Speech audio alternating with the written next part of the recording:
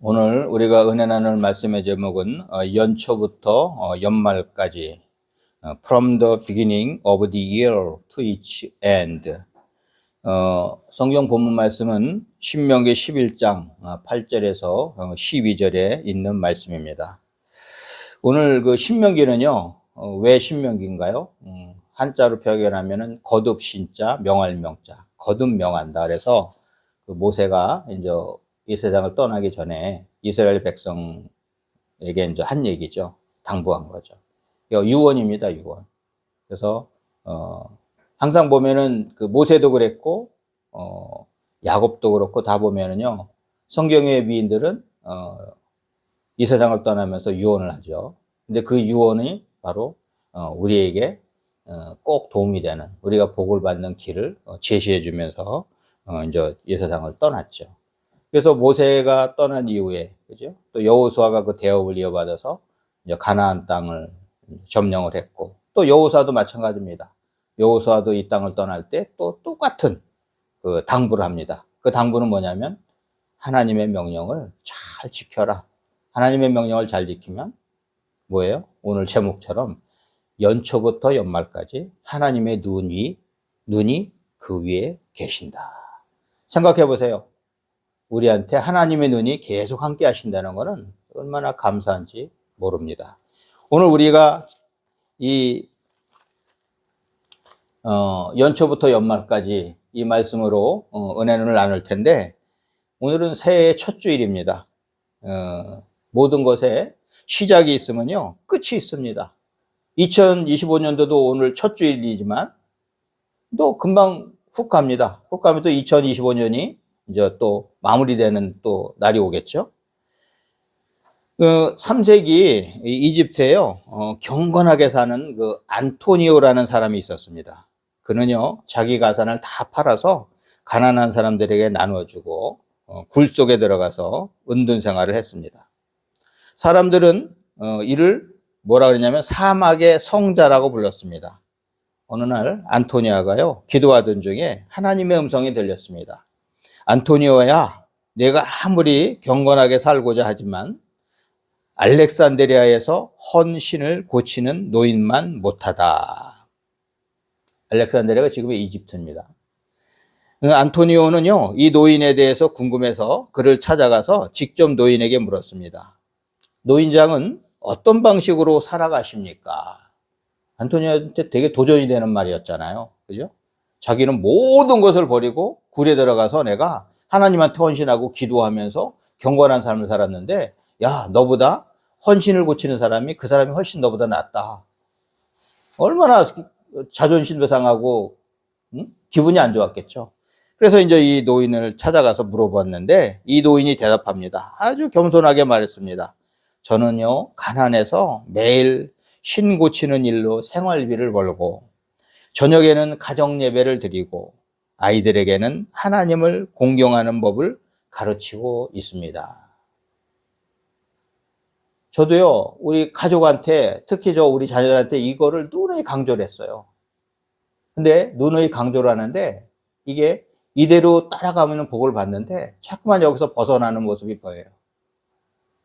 마찬가지입니다. 저도 제 친한 사람들하고 얘기를 해도요, 복을 받는 사람들은 이 길을 따라갑니다. 그런데요, 세상 머리 굴리고 내가 똑똑하고 내가 자신 있다는 사람들은요, 이걸 다 무시해요. 복의 길이 오늘 여기 있습니다. 그죠? 세상에 네가 모든 거 버리고 굴에 가서 은둔 생활을 하는 것보다도 뭐예요? 하나님이 보내신 그곳에서, 주어진 곳에서 자기 생활비 벌고 열심히, 그죠? 그 다음에 어떻게 해요? 저녁에는 가정 예배를 드리는 거예요.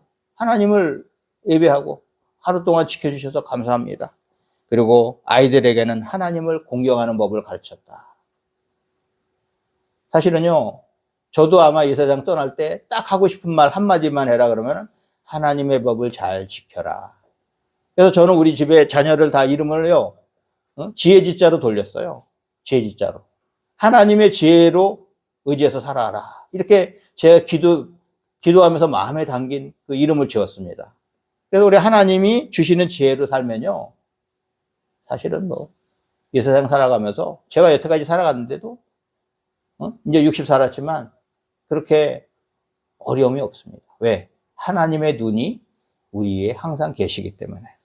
하나님이 기뻐하시는 모습은요, 아주 거창하고 화려하게 사는 것이 아닙니다. 제가 잘 아는 어떤 사람은요, 자기가 뭐 돈을 많이 벌어서 주식도 하고 뭐 해서 하나님의 교회를 짓고 막 그런데요. 그래서 제가 근데 속으로요, 동감을 안 했어요. 아니, 지금 있는 것부터 하지, 나중에 그 돈 많이 벌면 할까? 이런 생각이 들더라고요. 하나님은요, 내가 이거 해서 저거 해서 뭐 크게 화려하게 하는 거를 원하지 않으세요. 나의 주어진 삶에서 내가 최선을 다하고 하나님을 섬기는 것을 좋아합니다. 근데 작은 것에 충성하지 않는 사람한테는요, 큰 걸 줘봤자 그 사람은 타락합니다. 그 사람은 잘못됩니다. 저는요, 얘기합니다. 우리 크리스찬들은요, 맨날 자신 있다고 얘기하지만 배우자를 구할 때도 믿음의 사람을 구해야 됩니다. 처음부터 잘못 꼬이면은 이상한 데로 갑니다. 뭐가 자기가 자신 있다고? 교만한 거죠. 교만한 거죠.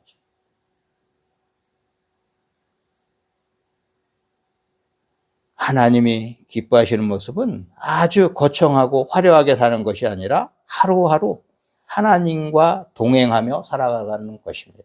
저는 이 동행이란 말을 너무 좋아해요. 영어로 walk with God. 하나님과 함께 걷는다. 얼마나 멋있는 말이에요.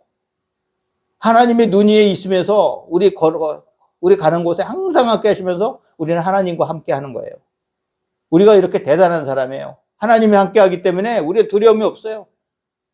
걱정, 근심도 없어요. 왜? 하나님이 다 함께 하시는데. 오늘 본문에서는 어떻게 사는 것이 하나님과 동행하는 삶인지를 말해줍니다. 그러면 하나님과 동행하는 삶은 어떤 삶일까요? 첫째로 하나님의 명령을 지키는 삶입니다. 오늘 본문 8절 말씀해 보면 그러므로 너희는 내가 오늘 너희에게 명하는 모든 명령을 지키라. 그리하면 너희가 강성할 것이요. 너희가 건너가 차지할 땅에 들어가서 그것을 차지할 것이며.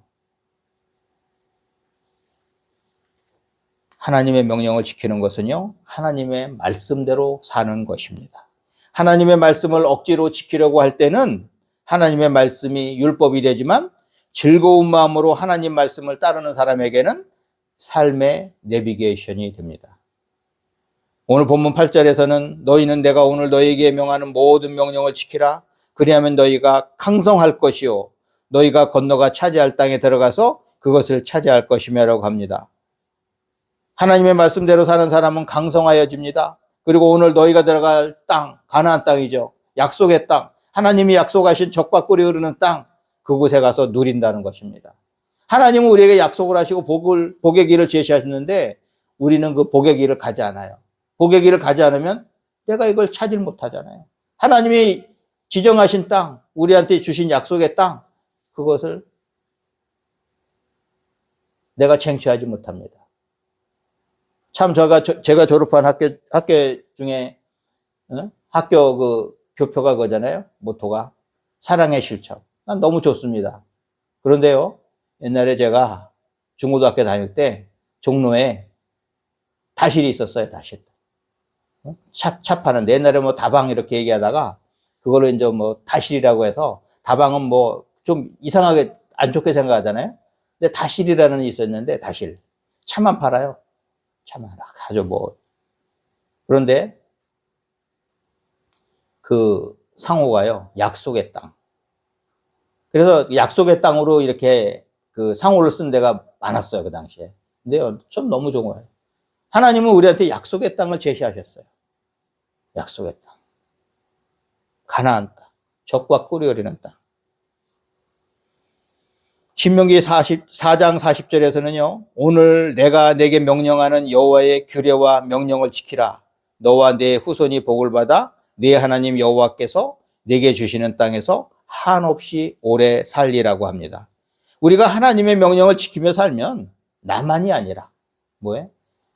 나의 후손도 복을 받으며 하나님이 주시는 땅에서 오래 살게 됩니다. 계급투쟁하는 사람들은 이상한 말을 합니다.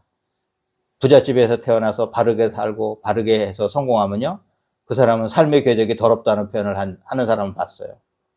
저는 그렇게 생각 안 합니다. 오히려 나는 그 사람이 더 바른 사람이라고 봅니다. 자기를 유혹하는 모든 환경을 이기면서 자기가 바른 길을 가면서 열심히 공부하고 하나님 주신 길을 열심히 가면서 성공하는 건요. 가난하면서 나는 이거밖에 안 돼. 그러니까 나는 이거 안 하면 죽어. 이런 식으로 사는 사람과 길은 다르지만요. 저는 되게 높게 칩니다.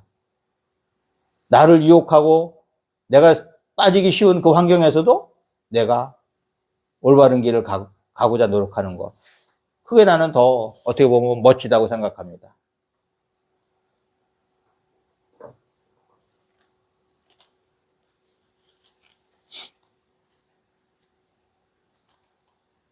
두 번째로요. 하나님과 동행하는 삶은요. 하나님이 보내신 곳에서 만족하며 사는 삶입니다. 오늘 본문 10절 말씀에 보면요.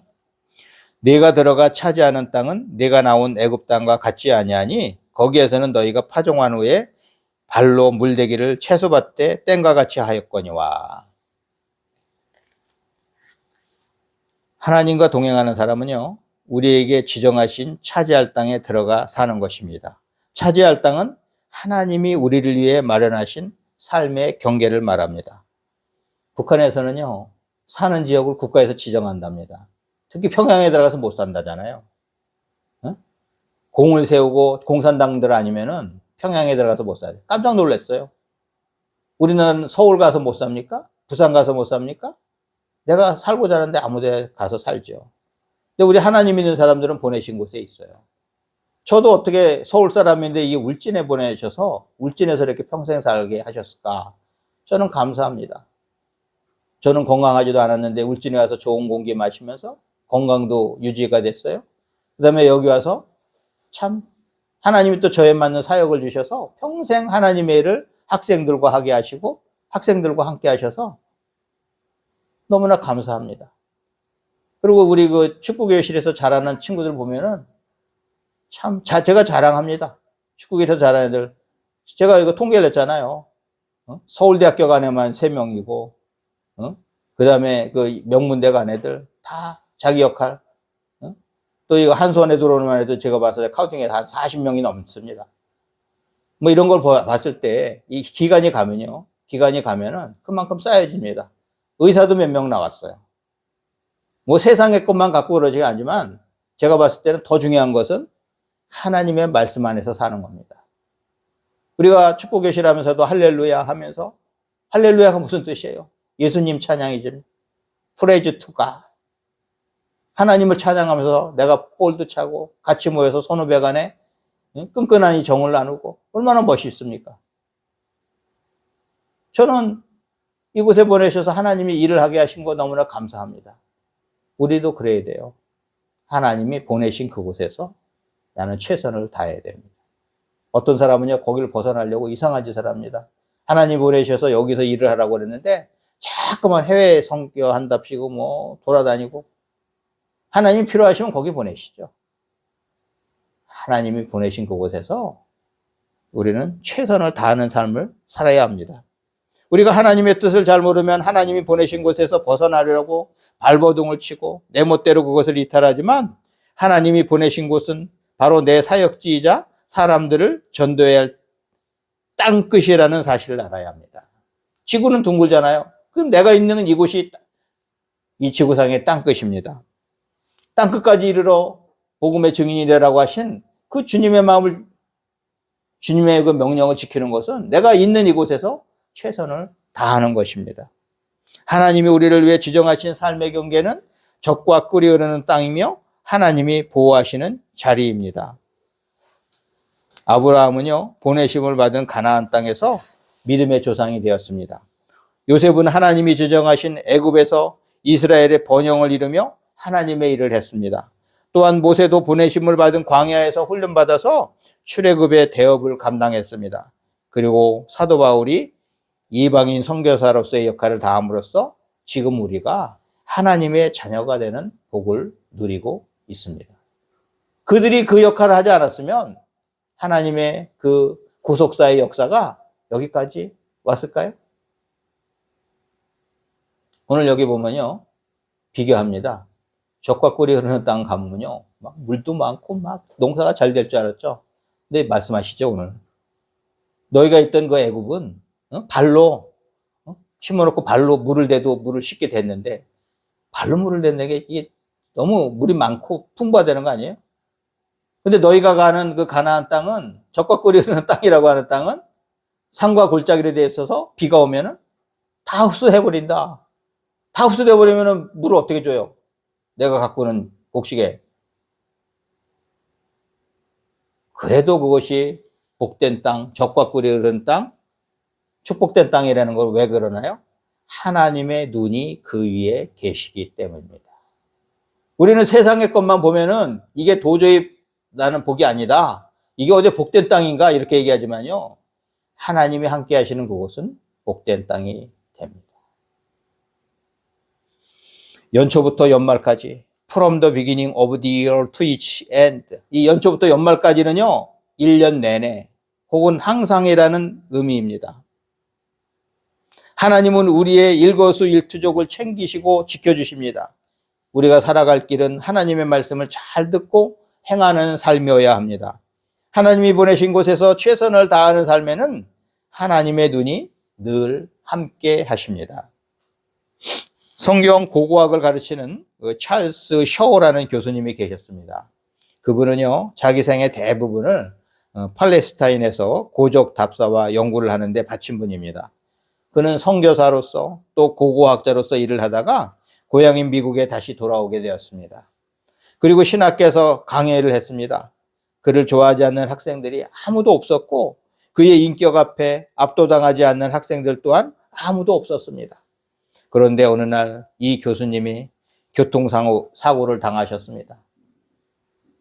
그래서 병원에 입원하셨는데, 처음에 이 학교 학장님이 방문을 하고 오셔서 희망이 없다고 그랬습니다. 소생할 가능성이 도저히 없다고 합니다. 그런데 얼마 후에 다시 들려온 소식이 있습니다. 그것은 소생할 가능성을 배제할 수 없지만 소생한다 해도 그 정신이 정상적으로 되돌아올 가능성은 거의 없다는 소식이었습니다. 그런데 다시 교수님의 중환자실을 방문했던 그 학장님이요, 학교 예배 시간에 아주 깜짝 놀랄 만한 이야기를 합니다. 셔 박사는 반드시 건강이 회복될 것이며 그의 정신도 정상적으로 되돌아올 것이라고 확신한다는 것이었습니다. 그가 중환자실을 방문했을 때 셔 박사는요, 무의식 중에도 계속 무언가를 중얼거리고 있었다고 합니다. 그래서 학장님이 가까이 가서 자세히 들어보니까 시편 1편 말씀을 그 히브리어로 암송하고 계셨다는 것입니다.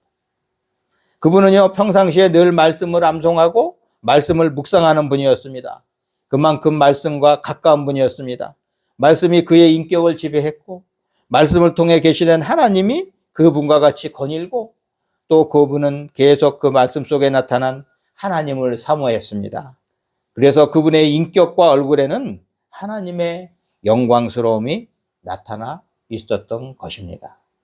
올해에도 우리 할렐루야 축구성교회 가족은요, 하나님과 동행하시며 연초부터 연말까지 우리를 눈동자같이 지키시는 하나님의 은혜를 누리시기를 주님의 이름으로 축원합니다.